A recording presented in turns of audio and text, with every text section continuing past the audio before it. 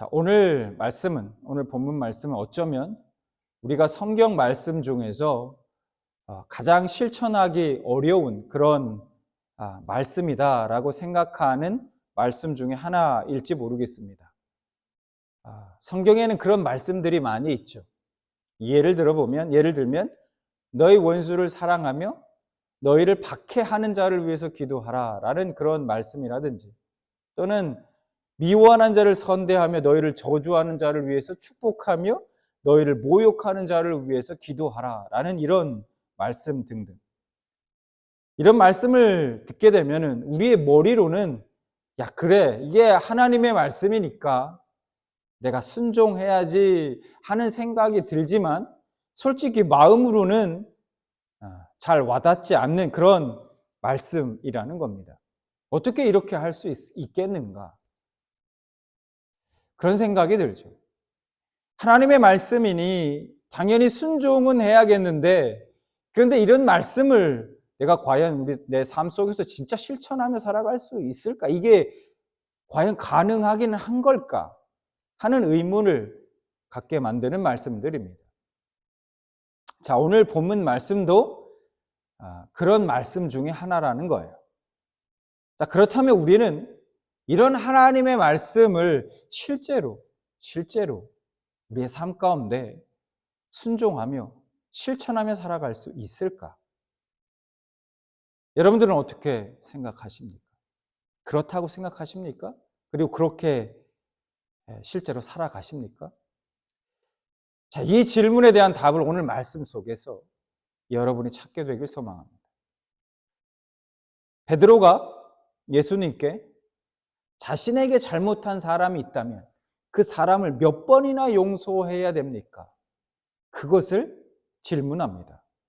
그래서 예수님, 제가 일곱 번까지 용서하면 되겠습니까? 라고 그렇게 묻습니다. 21절. 그때 베드로가 나와 이르되 주여, 형제가 내게 죄를 범하면 몇 번이나 용서하여 주리이까? 7번까지 하오리이까? 당시 유대 랍비들은요, 3번 정도는 용서할 수 있다고 그렇게 가르쳤습니다. 그게 용서의 한계라고 생각했어요. 3번이요. 그래서 3번까지는 용서하고 4번부터는 용서할 의무가 없다, 이렇게 가르쳤습니다. 근데 지금 베드로는 뭐라고 얘기하냐면, 예수님, 제가 7번 정도면 충분할까요? 충분하지 않습니까? 라고 꽤 후한 제안을 지금 예수님께 한 것입니다.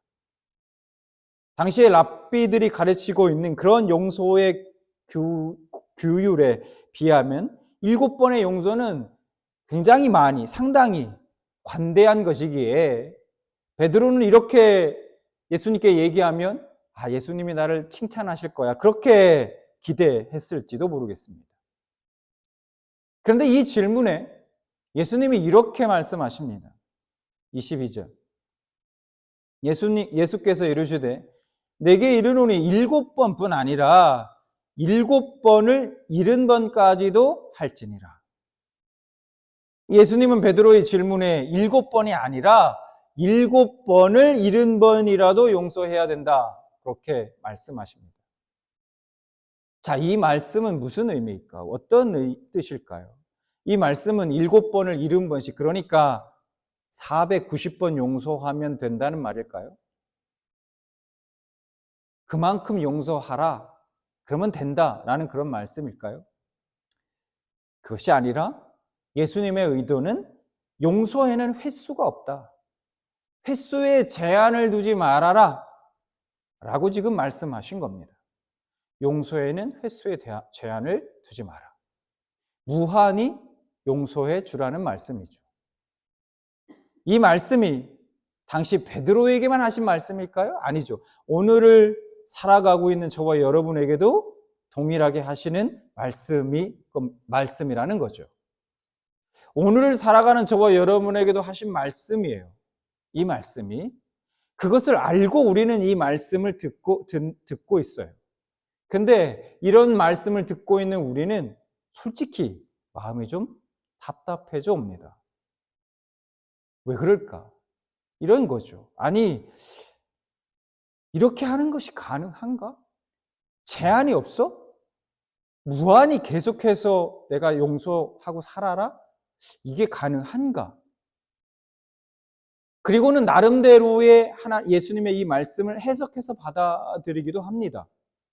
그래, 진짜 그렇게 제한 없이 용서하라는 말씀이 아니라 최대한 네가 할 수 있는 만큼 최선을 다해서 그만큼 그렇게 용서하면서 살아라 라는 그런 말씀일 거야. 어쩌면 당시 베드로도 그렇게 생각했을지도 모르겠습니다. 그런데 예수님의 말씀은 뭡니까?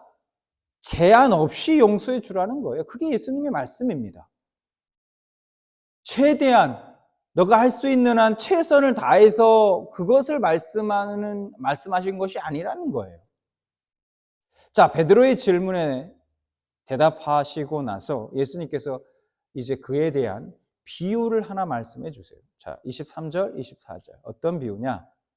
그러므로 천국은 그 종들과 결산하려 하던 어떤 임금과 같으니 결산할 때에 10,000달란트 빚진 자 하나를 데려오매. 자, 어떤 임금이 있었는데 종들을 다 불러서 이제 결산을 하려고 합니다. 그런데 그때 10,000달란트 빚진 종이 임금님 앞에 끌려왔어요. 그 주인 앞에 끌려온 거예요. 여러분, 10,000달란트는 어마어마한 금액입니다. 어느 정도 되는 금액이냐? 한 데나리온은 당시의 노동자의 하루 품삯이었습니다. 1데나리온. 1달란트는 얼마냐? 6,000데나리온입니다. 그러니까 한 노동자가 6,000일 동안 쉬지 않고 일해야 벌 수 있는 그런 돈이었어요. 한 달란트가. 근데 오늘 종이 얼마 빚졌대요? 10,000달란트요. 그래서 한 달란트는 이 노동자가 계산해 보면 16년 동안 아무것도 쓰지 않고 모아야 되는 돈이었던 거예요. 그러니까 10,000달란트는 노동자가 계산해 보면 얼마 동안 모아야 하는 금액이냐? 약 16만 년. 16만 년 동안 모아야 되는 엄청난 금액입니다. 그러니까 한국 돈으로 계산해 보면 하루 품삯 10만 원이라고 가정했을 때 대략 6조 원 정도 되는 금액입니다. 여러분, 이 돈 갚을 수 있을까요? 못 갚죠. 평생 구경이나 해보겠습니까? 10,000달란트는 그러니까 상상할 수 없는, 절대 갚을 수 없는 금액인 거예요. 절대로. 그러면 이 엄청난 빚을 진 이 종에게 주인이 어떻게 했을까요? 25절. 갚을 것이 없는지라 주인이 명하여 그 몸과 아내와 자식들과 모든 소유를 다 팔아 갚게 하라 하니. 어떻게든 좀 10,000달란트까지는 아니라도 보니까 뭐 갚을 수는 없을 것 같아요. 근데 최대한 다 갚게 해야 되는 거 아닙니까? 조금이라도. 그래서 주인이 얘기합니다. 그 종의 아내와 자식들 모든 소유를 다 팔아서 일부라도 갚게 하라. 그렇게 명령합니다. 그런데 갑자기 어마어마한 반전이 일어나요. 자, 26절, 27절. 자, 그 종이, 이 말을 이제 들은 종이 엎드려 절하며 이르되 내게 참으소서 다 갚으리이다 하거늘. 27절. 그 종의 주인이 불쌍히 여겨 놓아 보내며 그 빚을 탕감하여 주었더니. 종이 그 말을 듣고 큰일 났잖아요. 이제 내 아내 자식들까지 다 팔려가는구나. 종이 이 순간에 할 수 있는 건 비는 것밖에 더 있겠습니까? 엎드려서 빌었습니다. 주인님, 제발 참아 주십시오. 제가 다 갚겠습니다. 여러분, 갚을 수 있나요? 하는 말이죠. 다 갚을 거니까 저를 좀 살려주십시오. 용서해 주십시오. 그렇게 간절히 빈 거예요. 그랬더니 종이 보니까 너무 불쌍한 거예요. 아니, 주인이 보니까 이 종이 너무 불쌍해 보이는 거예요. 그래서 그 빚을 그 자리에서 바로 탕감해 주었습니다. 이 종을 불쌍히 여겨서 말도 안 되는 엄청난 금액을 주인이 한 번에 탕감해 주었어요. 여러분, 이 종이 얼마나 놀랐을까요? 기대도 안 했겠죠. 그냥 어떻게든 좀 시간을 더 벌어보자 그런 마음이었을지도 모르겠어요. 어쨌든 그건 알 수 없지만 빌었더니 정말 진심을 다해 간절히 빌었더니 자신의 그 간청으로 인해서 그 빚을 전부 탕감받은 거예요. 간청에 그 빚을 전부 받을 줄을 아마 자신도 몰랐을 겁니다. 그 놀라움은 엄청난 기쁨으로 바뀌었을 거예요. 얼마나 마음이 가벼워졌을까요? 종은 그 순간 처음으로 자신을 그동안 짓누르고 있었던 그 빚의 무게에서 해방되는 말할 수 없는 그런 해방감을 느꼈을 겁니다. 이 종은 주인으로부터 말도 안 되는 용서를 받고 놀라운 은혜를 경험했습니다. 지금부터 이 종에게는 세상이요, 완전히 달라 보였을 거예요. 매일같이 빚에 쪼들리며 살았을 때와는 다르게 이 세상이 참 아름다워 보였을 겁니다. 그러나 상식적으로는 잘 이해가 안 되는 장면이요. 그 이하 28절부터 이어집니다. 자, 어떤 일이 벌어지냐? 28절. 그 종이 나가서 자기에게 100데나리온 빚진 동료 한 사람을 만나 붙들어 목을 잡고 이르되 빚을 갚으라 하매. 29절. 그 동료가 엎드려 간구하여 이르되 나에게 참아주소서 갚으리이다 하매. 여러분, 천문학적인 액수의 빚을 은혜로 탕감받은 그 종이 가다가 자신에게 100데나리온 빚진 동료를 만나요. 어떻게 했냐? 빚을 탕감받은 종이 그 자신의 동료, 자신에게 빚진 그 동료의 목을 잡고 야, 빚 갚아. 내 빚 당장 갚아. 라고 하면서 그 목덜미를 흔들었겠죠. 자꾸 흔들면서 빚 갚으라고 독촉합니다. 100데나리온은 얼마냐? 대충 이 노동자의 석 달치 임금에 해당돼요. 뭐 적은 금액이라고 할 수 없죠. 그럼에도 10,000달란트에 비하면 60만 분의 1 정도 되는 금액입니다. 아주 적은 금액이라고 할 수 있죠. 비교해보면. 하루 품삯이 10만 원이라고 마찬가지로 계산했을 때 약 1,000만 원 정도 되는 그런 돈입니다. 여러분 6조를 탕감받았어요. 그런데 1,000만 원 안 갚는다고 지금 자신의 그 동료의 목을 이렇게 잡고 당장 내 빚을 갚아라. 빚을 갚으라며 독촉하고 있는 겁니다. 내 돈 내놓으라고. 그리고 조금만 더 참아달라. 참아달라. 여러분, 한 얘기가 자신이 주인에게 한 얘기랑 똑같아요. 참아주십시오. 내가 갚겠습니다. 그렇게 이야기하는 동료를 그 말을 완전히 무시하고 그를 감옥에 가둡니다. 30절. 허락하지 아니하고 이에 가서 그가 빚을 갚도록 옥에 가두거늘. 본인은 좀 전에 10,000달란트의 빚을 탕감받았으면서 정작 자신은 100데나리온 빚진 자도 용서하지 않았습니다. 이 사실을 모두 알게 돼요, 주인이. 그래서 그 종을 다시 부릅니다. 자, 그래서 이야기합니다. 32절. 이에 주인이 그를 불러다가 말하되 악한 종아, 네가 빌기에 내가 네 빚을 전부 탕감하여 주었거늘 내가 너를 불쌍히 여김과 같이 너도 네 동료를 불쌍히 여김이 마땅하지 아니하냐 하고 주인이 노하여 그 빚을 다 갚도록 그를 옥졸들에게 넘기니라. 여러분, 오늘 이 주인이 자신의 종에게 한 이 말이요. 이 말이 세상의 상식적으로 우리가 생각해 봤을 때 세상적인 상식으로 생각해 봐도 지극히 당연한 말 아닙니까? 할 말 한 거죠. 세상에서도 진짜 이런 사람이 있다면 사람들은 아마도 손가락질하며 혀를 찰 겁니다. 저 인정머리 없는 사람이라고. 은혜를 모르는 사람이라고. 지금 같으면 인터넷에 그 종을 비난하는 글들이 엄청나게 올라올지도 모르겠어요. 어떻게 저럴 수 있냐? 라고 하면서. 100데나리온 빚진 동료를 가혹하게 대한 10,000달란트 탕감받은 종을 향해 주인이 용서를 철회합니다.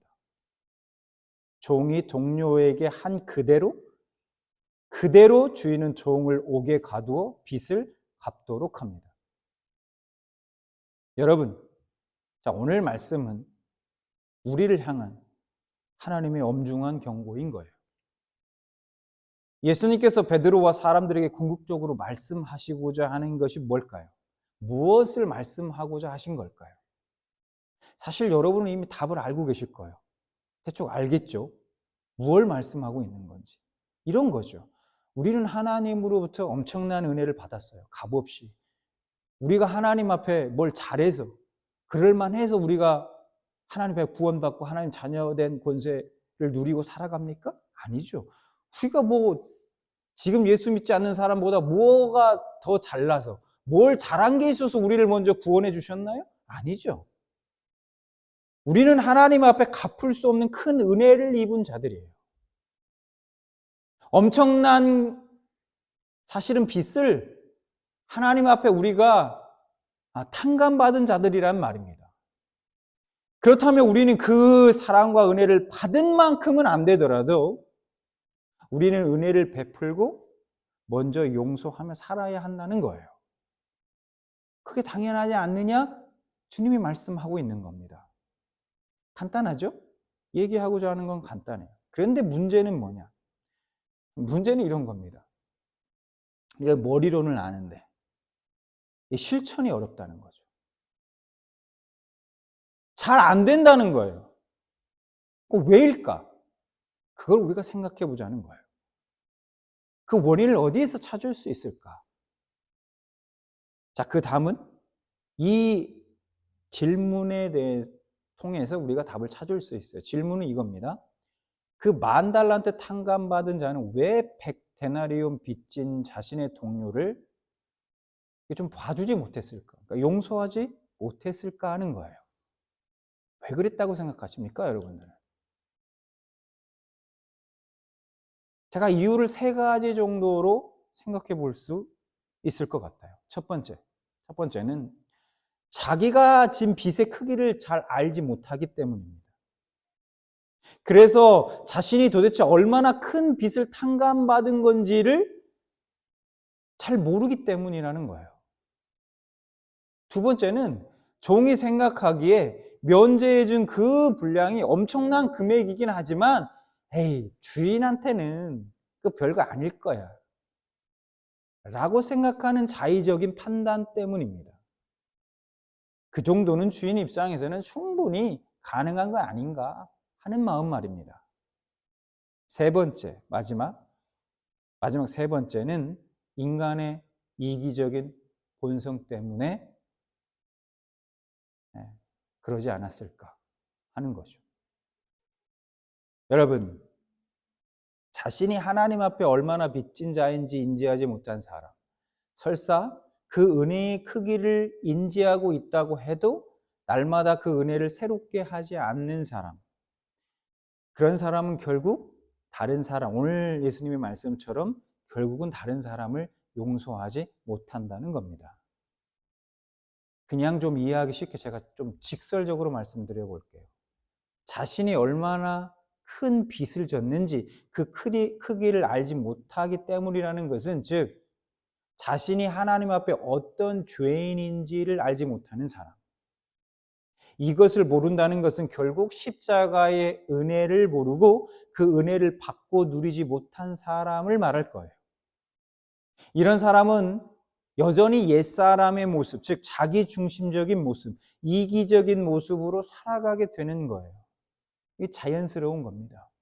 자신을 위해, 자신의 이익을 위해서 사는 사람이 여러분 제한 없는 용서가 가능할까요? 불가능합니다. 자신의 노력으로 어느 정도는 가능하겠죠. 어느 순간에 어떤 때는 좀 그럴 수 있어요. 그러나 무한한 제한 없는 용서 불가능합니다. 자, 그 다음 그 십자가 은혜를 알고 받은 자라고 해도 결국은 그 은혜를 날마다 새롭게 하지 못하고 내가 그 은혜를 잊고 살아가는 사람도 용서를 실천하지 못합니다. 일부러가 아니라 안 하겠다 해서가 아니라 하고 싶어도 못한다는 거예요.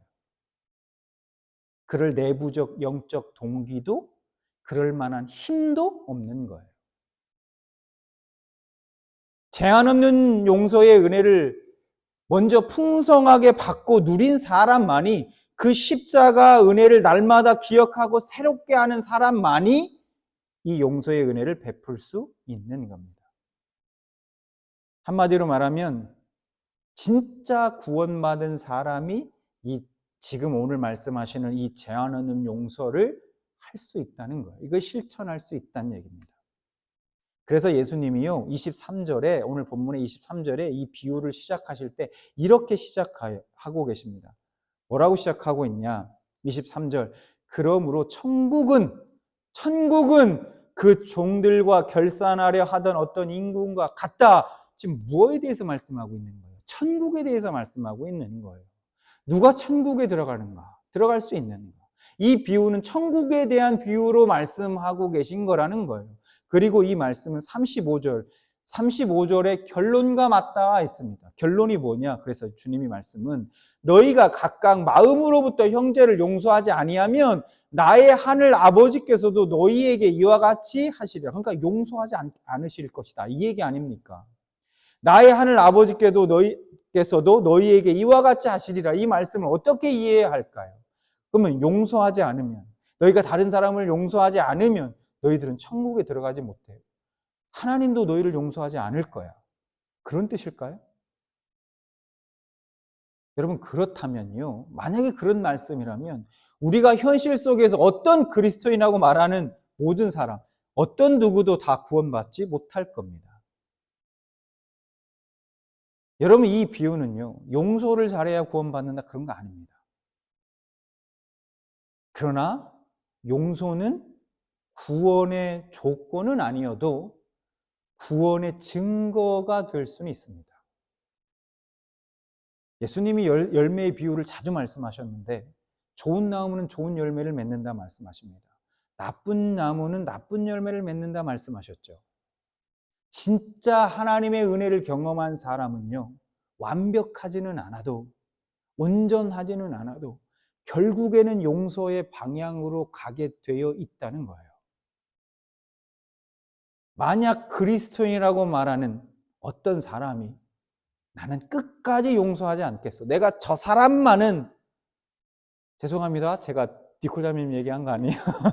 저 사람만은 이렇게 얘기합니다. 내가 저 사람만은 내가 용서할 수 없어. 하나님, 제가요 저 사람만은 안 되겠어요. 도저히 절대로 용서할 수 없습니다. 용서가 안 돼요 라고 고집한다면 스스로에게 한번 질문해 볼 필요가 있다는 거예요. 뭐를? 나는 십자가에서 정말 하나님으로부터, 정말 예수 그리스도로부터 용서하신 그 큰 은혜를 정말로 경험했는가? 나는 그런 사람인가? 그 은혜와 사랑을 지금도 나는 누리며 살아가고 있는가 과연? 스스로에게 한번 질문해 보아야 한다는 겁니다. 예수님은 용서를 가볍게 여기지 않으셔요. 왜냐? 용서하지 않는 마음은 결국 교만, 자기의, 은혜의 망각과 이어져 있기 때문입니다. 용서하지 못하는 삶은 은혜를 잃어버린 삶의 증상인 거예요. 여러분, 우리는 우리 자신이 하나님 앞에 어떠한 죄인인지를 이 머리로, 지식으로만 알아서는 안 됩니다. 십자가가 과거의 어떤 2000년 전 사건이 아니라 오늘 지금의 사건이 되어야 해요. 우리에게, 우리의 삶 가운데. 날마다 내가 하나님께 얼마를 탕감받은 자인지, 내가 얼마나 하나님 앞에 빚졌다가 탕감받은 자인지를 묵상하지 않으면, 새롭게 새기지 않으면 우리는 쉽게 이 100데나리온에 집착하게 된다는 거예요. 오늘 이 종처럼. 상대방이 나에게 빚진 것만 보이는 거예요. 빚졌다고만 자꾸 생각한다는 거예요. 저 사람의 빚만 자꾸 보이는 거예요. 자신의 빚은 보이지 않고. 먼저 상대방의 마음과 상황과 형편이 보이는 게 아니라 자신의 이익, 그것이 먼저 항상 보이는 것입니다. 상대방을 불쌍히 여기는 마음이 아니라 오히려 손해봐야 하는 자신이 불쌍해 보이는 거예요. 그런 사람에게 주님 말씀합니다. 오늘 악한 종아, 악하다고 말해요. 자, 그러면 이제 우린 예수님이 말씀하시는 이 제한하는 용서, 이게 정말 실천할 수 있는 건가? 오늘 말씀은 분명 예수님 우리에게 주시는 경고의 말씀은 분명합니다. 그런데 여러분, 저에게는 오늘 이 말씀이 한편으로는 너무너무 은혜가 되는 너무 감사한 말씀입니다. 왜냐하면 우리가 조금 깊이 오늘의 말씀을 생각해 본다면 오늘 예수님의 말씀은 우리에게 너희가 진실된 회개만 있다면 주님은 7번을 70번씩 이상으로 제한 없이 무한히 우리를 용서하시고 긍휼히 여겨주신다는 말씀이기도 하기 때문입니다. 우리는 연약해서 매일매일 죄를 짓고 넘어지죠. 우리가 완벽합니까? 우리가 구원받았다고 해서 우리가 하나님 앞에 완벽한 삶을 살아가고 있나요? 주님의 계명을 다 철저하게 지키고 그렇지 못하죠. 우린 자주 넘어져요. 죄를 짓고 여전히 그렇게 살아갑니다. 매일 끊임없이 여러분 죽을 때까지 우리는 하나님께 빚을 지고 살아갈 거예요. 오늘도 빚졌고 내일도 빚지며 살아갈 거예요. 그런데 만약 하나님이 오늘 랍비의 가르침처럼 딱 3번만 용서하신다면 내가 4번부터는 더 용서 안 해. 딱 요번까지야. 알았어? 4번에는 얄짤없다. 4번부터는. 그렇게 하신다면 과연 이 땅에 구원받을 수 있는 사람이 있을까요? 없습니다. 없어요. 그러나 지금 오늘 예수님이 뭐라고 말씀하세요? 먼저 베드로에게 제한 없이 용서해. 그렇게 살아야 돼. 그렇게 말씀하셨다는 거죠. 그리고 그 말씀을 하신 예수님도 내가 너희를 그렇게 용서할 거야. 나는 제한 없이 너희를 용서했고 앞으로도 용서할 거야. 무한히. 그 말씀을 지금 우리에게 해주고 계신 겁니다. 그 하나님은 저와 여러분이 용서하며 살길 원하십니다. 에베소서 4장 32절에 이렇게 말씀해요.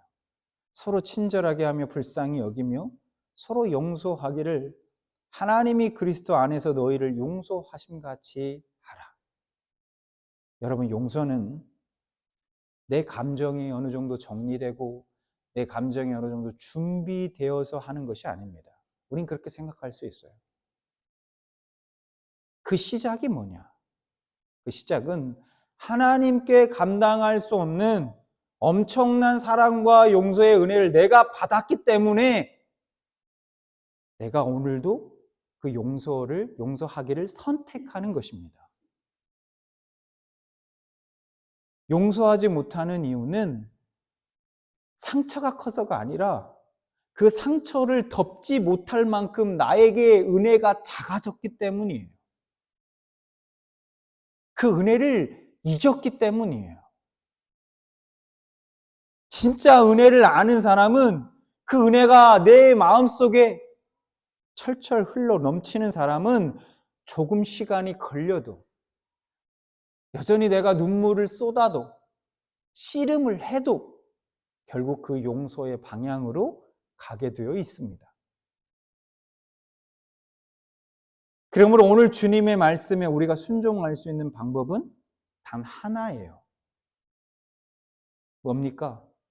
날마다 십자가 앞으로 돌아가는 것입니다. 저는 하나님께 빚진 자입니다. 나는 하나님께 탕감받은 자입니다. 그 갚을 수 없는 은혜 받았고 오늘 누리고 살아가는 자입니다. 이 고백이 날마다 우리 삶 가운데 새로워질 때 우리는 완벽하지 않아도 온전하지 않아도 조금 시간 걸려도 결국 용서하는 방향으로 나아가게 되는 것입니다. 앞서 말씀드린 대로 원수를 사랑하고 미워하는 자를 선대하며 너를 저주하는 자를 위해 축복하며 너를 모욕하는 자를 위해서 기도하라는 이 말씀에도 우리가 순종할 수 있는 겁니다. 그러니 오늘 용서하지 못하는 우리가 해야 할 일이 뭡니까? 그것을 억지로 용서하려 애쓰는 것이 아니라 다시 주님의 십자가 앞에 서는 것입니다. 그 십자가에서 쏟아지고 있는 그 한량없는 하나님의 사랑과 은혜에 내가 흠뻑 젖도록 풍성히 공급받고 나를 다시 영적으로 채우는 것입니다. 채우는 거예요. 채워야 해요. 채우지 않으면, 비워져 있으면 우리가 주고 싶어도 줄 수 없는 거예요. 무한한 제한 없는 그 용서의 은혜를 풍성히 경험하고 체험받은 사람만이 제한 없는 용서, 그거 가능한 겁니다. 그 얘기는 이런 얘기로 바꿀 수 있어요. 지금 비워져 있어서 여러분 중에 누군가가 내가 지금 영적으로 너무 비워져 있어서 내가 누군가를 용서하지 못하고 있다면 스스로를 너무 탓할 필요 없다는 거예요. 그렇다고 해서 이것을 내가 누군가를 용서하지 못하는 자신에 대한 핑계로는 삼지 마시기 바라요. 십자가 앞으로 나아가 다시 채우라는 말입니다. 지금도 십자가에서 폭포수처럼 쏟아지고 있는 그 주님의 사랑과 그 용서의 은혜를 차고 넘치도록 풍성히 내가 먼저 그렇게 받고 누리고 채우고 오늘 주님의 말씀, 이 용서의 은혜를 내가 삶 가운데 베풀며 살아가시는 여러분 되시길 주님의 이름으로 간절히 축원합니다.